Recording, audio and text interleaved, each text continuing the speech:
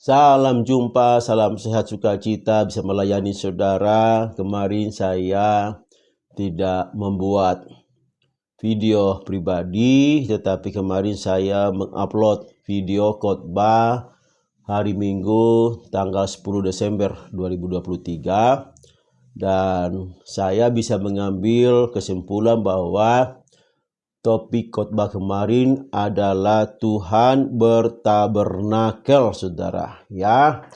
Nah, mari kita membuka Imamat 19 ayat 1 dan 2. Imamat 19 ayat 1 dan 2, Tuhan berfirman kepada Musa, "Berbicaralah kepada segenap Israel dan katakanlah kepada mereka, kuduslah kamu sebab aku Tuhan Allahmu kudus."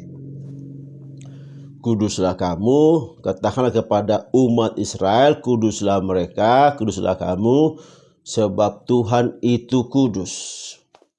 Nah, saudara, jadi Tuhan yang luar biasa, pencipta langit dan bumi, ya, Tuhan yang tidak terbatas, saudara, Tuhan yang tidak terjangkau. Pikiran kita, otak kita ini tidak bisa menjangkau Dia karena Dia tidak terbatas. Allah yang kekal, yang sudah ada sejak dulu, tidak berawal, terus sampai sekarang, sampai selama-lamanya dan tidak berakhir, saudara. Kemudian Allah yang suci, Allah yang kudus, Allah yang tidak terbatas oleh waktu dan ruang, saudara. Allah yang hadir di mana-mana ini, saudara. Dia rindu hadir di tengah-tengah umatnya, orang Israel, umat pilihannya. Allah yang kudus ini, dia juga berada di tempat orang Israel. Dia meminta karena dia kudus, maka orang Israel harus kudus, saudara. Dan untuk dia hadir di sana bersama-sama dengan Israel, dia meminta kepada Musa supaya membuat tempat pertemuan antara dia dengan orang Israel, yaitu disebut dengan kemah suci, saudara, bait Allah, atau dengan disebut juga tabernakel. Dan memang ini yang pertama dibuat Musa, saudara, karena perintah Tuhan. Kemudian bangsa Israel membuat itu pada saat mereka ada di tempat perkemahan ke-11, yaitu di padang gurun Sinai. Dan di padang gurun Sinai ini mereka tinggal 11 bulan 20 hari. Di sana banyak pengajaran yang mereka terima, yaitu hukum Taurat, saudara, pengajaran-pengajaran sosial dan lain sebagainya. Di sana diajarkan pengajaran-pengajaran persembahan dan sebagainya, di sana diajarkan, saudara. Dan di sana juga Tuhan meminta kepada Musa supaya membuat tempat pertemuan, yaitu kemah suci ini, yang menjadi tempat dia berdiam untuk bisa bertemu dengan bangsa Israel. Nah, karena dia ini disuruh Tuhan, maka Musa dengan bangsa Israel melaksanakannya. Dan pertama mereka dirikan itu di tempat yang kemah itu dibuat saatnya mereka pada waktu di padang gurun Sinai, tempat perkemahan yang ke-11, saudara. Dan perintah itu di Keluaran 25 ayat 8 dan 9. Dan mereka harus membuat tempat kudus bagiku, supaya aku akan diam di tengah-tengah mereka, saudara. Jadi Tuhan meminta kepada Musa, berfirman, kamu harus membuat tempat kudus. Harus, saudara. Tuhan minta harus. Karena dia mau hadir. Dia pribadi yang kudus. Dia pribadi yang luar biasa. Bayangkan, saudara, mau hadir di tengah-tengah umatnya, saudara. Mau hadir di sana. Dia mau ada di sana, saudara. Tetapi dia minta kepada Musa supaya membuat tempat dia hadir, tempat pertemuannya dengan bangsa Israel. Nah, ayat 9 dari Keluaran 25 ayat 9. Menurut segala apa yang ditujukan kepadamu sebagai contoh kemah suci dan sebagai contoh segala perabotnya, demikianlah harus kamu membuatnya. Memang tempat suci, tempat kemah suci ini ada banyak perabot-perabot yang dibuat. Ada ruang kudus, ruang maha kudus, ada pelataran, ada halaman dan sebagainya, saudara. Semua itu dibuat dengan teliti, saudara, menurut petunjuk dari Tuhan. Muasa membuatnya, bahkan didatangkan, diadain orang-orang Tuhan berikan keahlian kepada orang-orang yang membuat segala peralatan atau dalam membangun kemah suci ini. Tuhan sendiri memberikan kepada mereka keahlian untuk dapat membuatnya, saudara. Nah, jadi kemah suci ini Tuhan sungguh-sungguh terlibat di dalamnya, sehingga apa yang dibuat mereka itu sungguh-sungguh sesuai dengan hati Tuhan, seperti yang ditujukan Tuhan contohnya kepada Musa, saudara. Mereka melakukannya itu dengan teliti. Nah, saudara, dan ini apa maksudnya, saudara? Tuhan hadir di tengah-tengah bangsa Israel yang ada kemah suci itu, saudara, yang ada tabernakel itu. Makna pentingnya ada gunanya yang penting sekali. Jadi bukan saja pada bangsa Israel saat itu, tetapi makna itu sampai sekarang ini menjadi penting buat kita, saudara. Apa yang terjadi di Musa dulu itu sama bangsa Israel, itu suatu bayangan akan terjadi kemudian hari, saudara, bagi orang-orang percaya. Ternyata itu makanya penting sekali, saudara, tabernakel ini dalam hidup kita, saudara. Nah, apa maknanya? Yang pertama, saudara, kemah suci ini melambangkan kehadiran dan perlindungan Allah atas umatnya Israel. Allah hadir di sana untuk melindungi mereka, saudara, dari segala apa? Ya, kalau namanya melindungi dari segala mara bahaya, dari segala ancaman, Tuhan melindungi. Nanti kita akan bahas selanjutnya pada saat Daud dan Raja Salomo yang membuat ini doa-doa Raja Salomo di sana, saudara. Nah, jadi kalau kita membaca Keluaran 29 ayat 43 sampai 46, Keluaran 29 ayat 43 sampai 46, di sanalah aku akan bertemu dengan orang Israel, dan tempat itu akan dikuduskan oleh kemuliaanku, saudara. Aku akan menguduskan kemah pertemuan dan mezbah itu, lalu Harun dan anak-anaknya akan kukuduskan supaya mereka memegang jabatan imam bagiku. Aku akan diam di tengah-tengah orang Israel dan aku akan menjadi Allah mereka. Maka mereka akan mengetahui bahwa akulah Tuhan Allah mereka yang telah membawa mereka keluar dari tanah Mesir, supaya aku diam di tengah-tengah mereka. Akulah Tuhan Allah mereka. Luar biasa, saudara.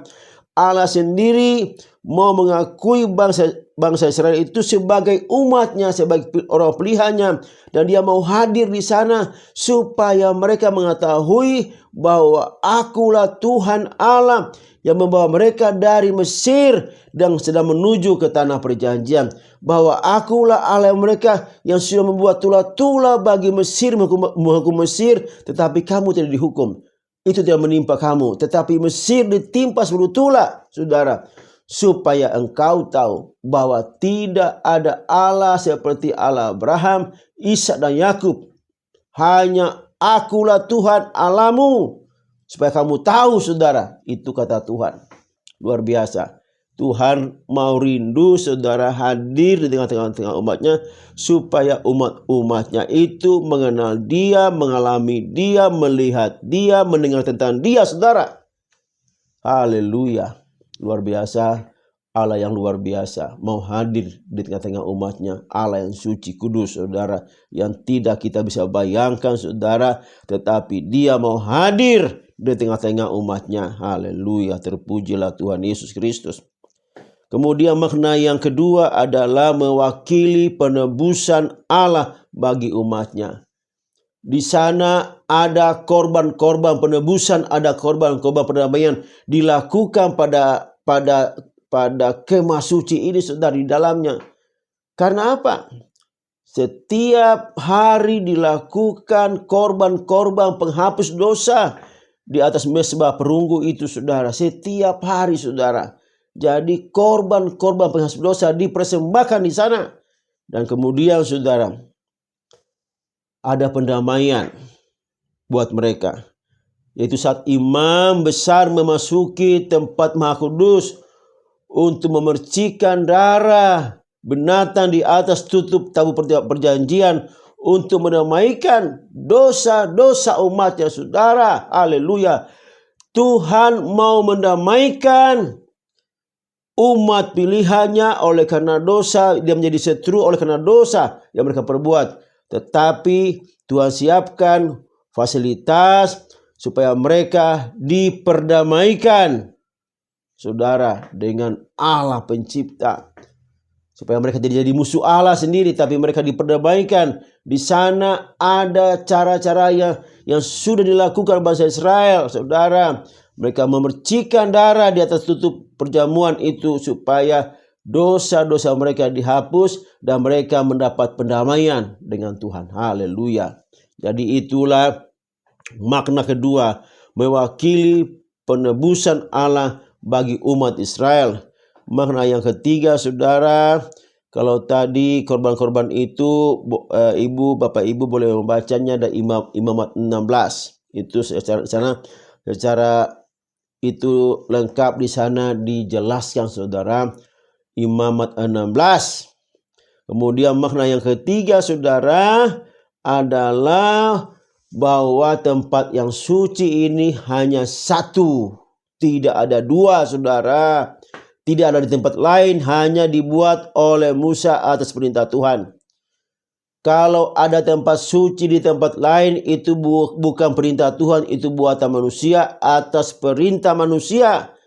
Sebab Allah itu esa, dia punya tempat suci yang satu saja sesuai perintahnya, yaitu yang dibuat oleh Musa dan bangsa Israel, saudara. Dan kemudian kita tahu bagaimana kemudian diganti dengan namanya Bait Salomo. Sebenarnya Daud meminta kepada Tuhan, biarlah dia membangun rumah buat Tuhan. Dia melihat bahwa tabut itu ada di kemah-kemah. Dia rindu membuat tempat yang permanen buat Tuhan. Tetapi Tuhan bilang, engkau tidak membuatnya karena engkau berdarah-darah tanganmu pada saat berperang. Dia minta nanti Salomo yang membuat, merealisasikan pembuatan bait ini, karena Daud tidak boleh. Walaupun dia sudah mempersiapkan segala sesuatu, bahan-bahan untuk pembuatan bait ini, tapi Tuhan melarang dia. Karena dia adalah prajurit yang sering menumpahkan darah. Salomo yang akan membangun buat Tuhan bait yang kudusnya ini, saudara. Jadi cuma ada satu, jangan lupa itu. Cuma ada satu, tidak ada lain tempat itu. Walaupun nanti kemudian hari akan hancur, saudara. Karena bangsa Israel ternyata pada kehidupan selanjutnya dia meninggalkan Tuhan. Nah, inilah yang makna yang keempat, saudara. Bahwa bait suci itu akhirnya juga hancur, saudara. Baik oleh Bait Salomo dan juga akhirnya hancur pada saat tahun 70 Masehi oleh Jenderal Titus, saudara. Saudara, jadi kehadiran Allah tetap, tetapi bait suci tetap ada, saudara. Nah, inilah yang kita pelajari. Bait suci tetap ada dalam hidup kita, saudara. Dan perlindungan Allah tetap ada dalam kehidupan kita. Walaupun itu hancur. Karena apa? Karena bangsa Israel waktu itu telah berbuat jahat, telah menolak Tuhan. Mereka beribadah kepada ilah-ilah lain. Jadi bukan saja mereka dibuang, tetapi juga bait suci dihancurkan, saudara. Nah, itu kita boleh membacanya di Yeremia 7, saudara. Akhirnya Tuhan juga berencana menghancurkan bait suci itu kalau bangsa Israel akan berontak, akan menolak dia, meninggalkan dia, dan menyembah Allah-Allah lain. Memang ini bahasa saya luar biasa, saudara.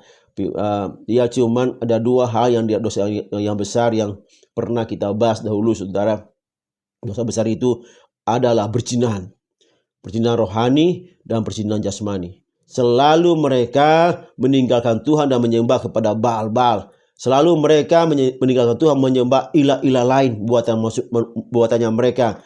Mereka selalu begitu, saudara. Dan soal kehidupan, percabulan, percinahan itu mereka lakukan. Dua-duanya ini menyakiti hati Tuhan, saudara. Maka Tuhan meninggalkan mereka, membuang mereka jauh-jauh, saudara. Dan bait sucinya dihancurkan, saudara. Karena bangsa Israel meninggalkan Tuhan.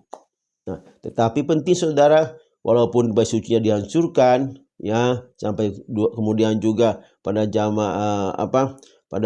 setelah Yesus Kristus dihancurkan juga, kita tahu bahwa itu bangunan, ya, yang dihancurkan. Tetapi jangan lupa, kita akan bicara jauh lebih lagi dari bangunan, soal bangunan, saudara. Nah, saudara, jadi ini yang bisa saya sampaikan, pengajaran singkat. Ikutin terus pengajaran ini karena ini penting buat kita. Akhirnya memang Tuhan itu bertabernakel, Tuhan pribadi yang tidak terjangkau, kudus, pencipta langit dan bumi, yang tidak terbatas, yang ada di mana-mana, saudara. Tetapi dia mau hadir di satu tempat supaya dia bisa melindungi umatnya. Bukan karena dia tidak bisa melindungi, tapi dia mau hadir di tengah-tengah umatnya. Dia mau hadir, kerinduan seperti itu di zamannya Adam dan Hawa. Dia mau hadir bersama Adam, mau bergaul dan seterusnya seperti itu. Allah mau bergaul dengan umat pilihannya, saudara. Terpujilah Tuhan Bapa di sorga. Terima kasih Bapa. Biarlah kami sungguh-sungguh mengenal Engkau, Tuhan. Hari ini kami belajar Tuhan yang bertabernakel. Dan biarlah juga kami akan lebih memahami Engkau. Kedepannya kami akan terus mengikuti pengajaran ini. Terpujilah Engkau, dalam nama Tuhan Yesus kami berdoa, haleluya. Sama-sama katakan amin. Tuhan berkati kita semua. Terpujilah nama Tuhan, haleluya, amin.